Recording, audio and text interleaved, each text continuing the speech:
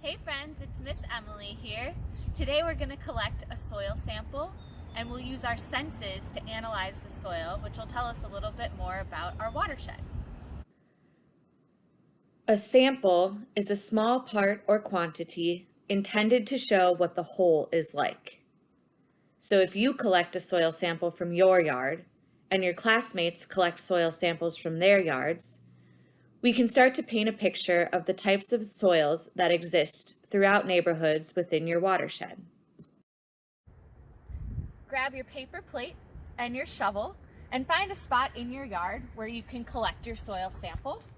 Make sure it's a spot that your family doesn't mind if you dig a little hole in the ground.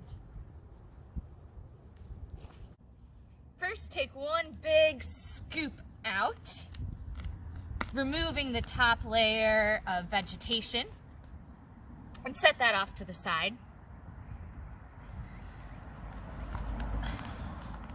Then get a few nice big scoops of soil and put them onto your paper plate.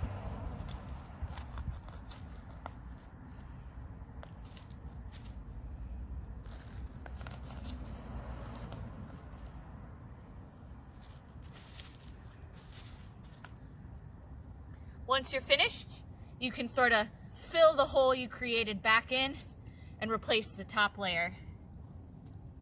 Spread the soil out on your plate and remove any big chunks of rock or wood or plant material from your sample. Now you're ready to use your senses to make some observations about your soil sample. Pause here and complete part 1 of the worksheet.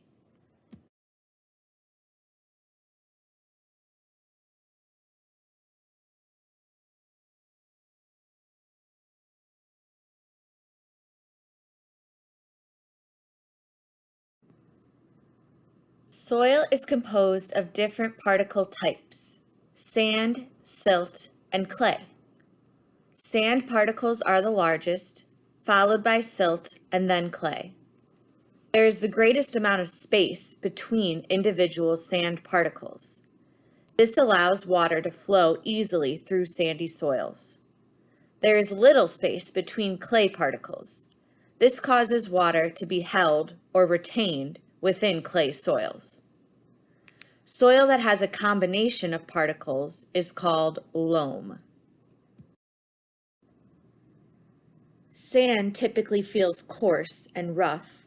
Silt feels powdery, and clay is plastic, meaning it can be easily shaped or molded. Loam soil may have a combination of textures. Look back to your worksheet to see how you described the texture of your soil sample.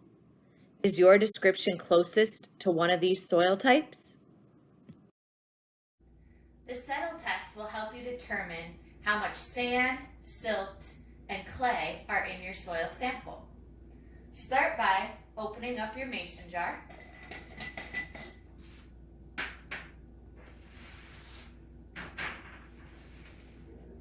And then carefully add your soil into the jar.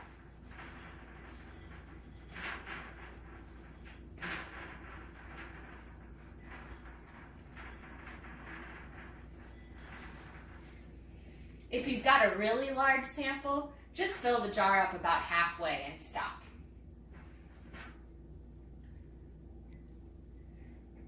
Next, add some water to the jar.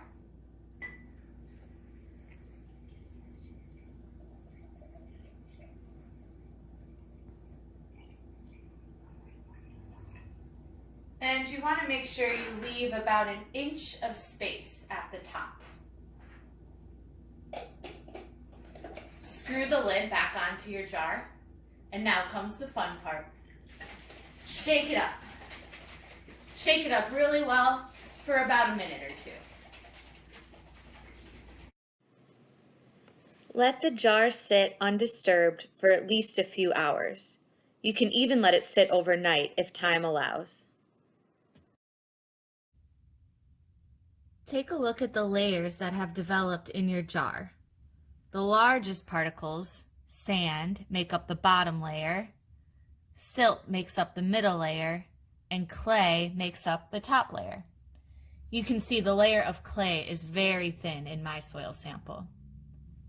If the water is a little murky, there could still be some clay particles floating around that haven't settled yet. You'll likely find a fourth layer floating on the surface of the water.